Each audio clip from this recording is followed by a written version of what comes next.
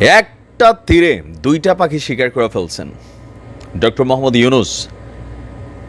ওনারা যারা ভাবেন 84 বছর বয়স্ক মানুষ, তিনি আর কি করবেন ভাই, সংস্কার কিন্তু আসলেই করছেন। এমনকি এই সংস্কারটার পক্ষে শতভাগ আমি আমার সমর্থন জানাচ্ছি। কেন?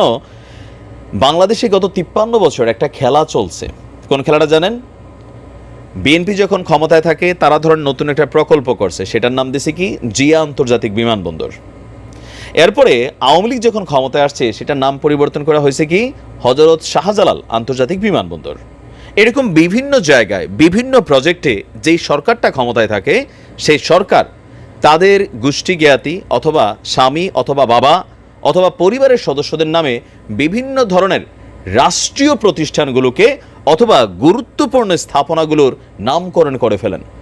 আর যখন এই সরকারের পালাবদল হয় তখন এসে আমরা দেখি কি যে নতুন সরকার এই নামগুলোকে পরিবর্তন করেন। এই যে বঙ্গবন্ধুর ভাস্কর্য ভাঙচুর হলো, এর আগে জিয়াউর রহমানের অনেক কিছু ভাঙচুর হলো, অডিটোরিয়ামের নাম বদলাই গেল, এয়ারপোর্টের নাম বদলাই গেল।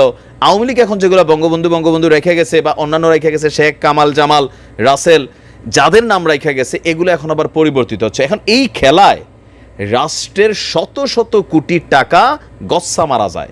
এগুলা কি ধরেন মানে বিএনপির যারা ফ্যামিলিটা আছেন, তারেক জিয়া ফ্যামিলি বা বেগম খালেদা জিয়ার ফ্যামিলি অথবা শেখ হাসিনা ফ্যামিলি, তারা কি তাদের টাকা পয়সা দিয়ে করেন, উপার্জিত অর্থ দিয়া? না, রাষ্ট্রীয় বাজেটকে খরচ করে তারা এই কাজগুলা করেন। এখন এই কাজগুলোতে নানান ধরনের ঝামেলাও তৈরি হয়। গতকালকে আমাদের কি বলে যে সচিবদের সাথে প্রথমবারের মতন আনুষ্ঠানিক বৈঠকে বসেছিলেন ডক্টর মোহাম্মদ ইউনূস। সেখানে বেশ কিছু গুরুত্বপূর্ণ নির্দেশনা আসছে। সবচেয়ে গুরুত্বপূর্ণ আমার কাছে মনে হয়েছে এটা, যেটা আগামী দিনও দরকার, একটা নাম, একটা আইকন। এবার এই নামগুলোকে ইন ফিউচারও কখনো কোনো রাজনৈতিক দলের নামে করতে দেওয়ার যে বিধানটা, সেটাই বন্ধ হতে যাচ্ছে। অলরেডি এটা নিয়ে কার্যক্রম শুরু হয়ে গেছে। রাষ্ট্রীয় প্রতিষ্ঠানের নামকরণ আইনি কাঠামো নির্ধারণে নতুন কমিটি, রাষ্ট্রীয় প্রতিষ্ঠান এবং স্থাপনার নামকরণে আইনি কাঠামো নির্ধারণে অন্তর্বর্তী সরকারের উপদেষ্টা পরিষদ একটি কমিটি গঠন করেছেন। আপনার এই কমিটি গঠন করে মন্ত্রিপরিষদ বিভাগ থেকে একটা প্রজ্ঞাপন জারি করা হয়েছে। তো এই কমিটিটা বেসিক্যালি 4 সদস্যের। এই 4 সদস্যের কারা কারা আছেন?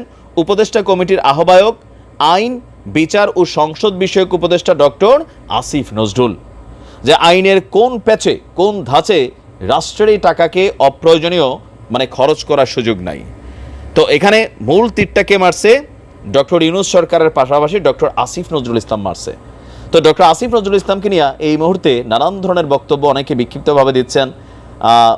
এটা যার যার পলিটিক্যাল পয়েন্ট অফ ভিউ।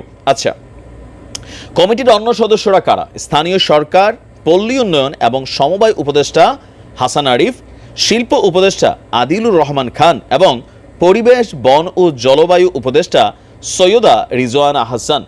কমিটিকে রাষ্ট্রীয় প্রতিষ্ঠান বা স্থাপনার নামকরণের ক্ষেত্রে একটি আইনি কাঠামো প্রণয়ন করতে হবে। এজন্য কমিটি প্রয়োজনে সদস্য বাড়াতে পারবে আর তাদের সার্বিক সহযোগিতা করবে মন্ত্রিপরিষদ বিভাগ। তো এই কমিটি বেসিক্যালি কোন কাজটা করতে যাচ্ছে?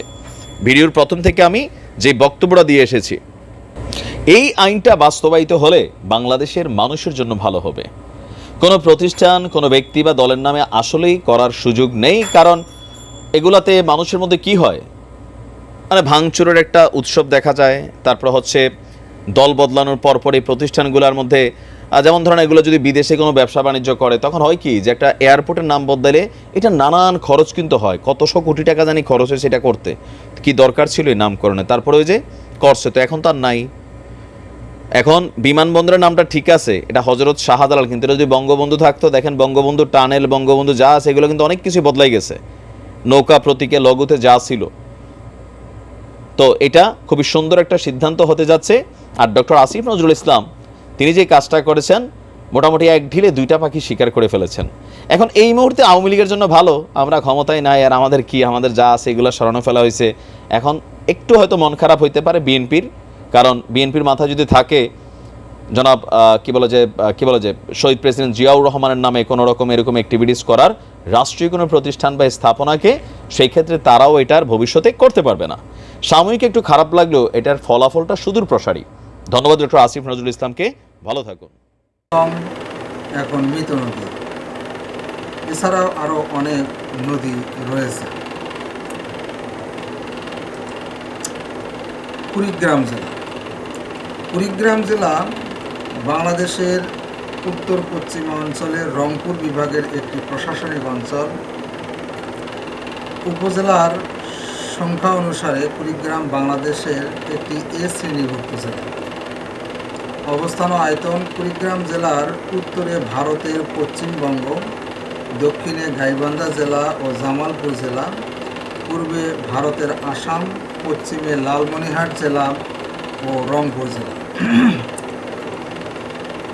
ইতিহাস এবং নামকরণ। কুড়িগ্রাম জেলার নামকরণের ইতিহাস নিয়ে অনেক কিংবদন্তি রয়েছে। এ বিষয়ে প্রশ্নাতীত বা সন্দেহ মুক্ত কোনো তথ্য পাওয়া যায়নি। সবই কিংবদন্তি ও প্রচলিত লোকশ্রুতি। তার কিছু কিছু বিষয় সমর্থনযোগ্য মনে হতে পারে। জানা যায় কোনো এক সময় মহারাজা বিশ্বসিংহ 20টি জেলে পরিবারকে উচ্চ শ্রেণীর হিন্দু রূপে স্বীকৃতি দিয়ে এ অঞ্চলে প্রেরণ করেন।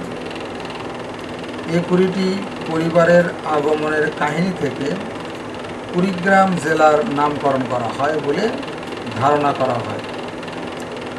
বিলু কবিরের লেখা বাংলাদেশের জেলা নামকরণের ইতিহাস বই থেকে জানা যায়। এখানে বুড়িটি মেস তৈলজীবী পরিবারের বসতি ছিল বলে এ নামকরণ করা হয়েছে। অন্য আরেকটি লোকশ্রুতি হল রঙ্গপুর, অর্থাৎ এই অঞ্চল একদা ছিল কুচবিহার রাজ্যের অন্তর্গত। কুচবিহারের বাসিন্দাদের বলা হয় কোচ। এরা তিওর গোষ্ঠী বিশেষ, মাছ ধরে বিক্রি করা তাদের পেশা। সুবিধা বঞ্চিত নিচু শ্রেণীর এই হিন্দু কোচদের 20টি পরিবারকে সেখানে থেকে এখানে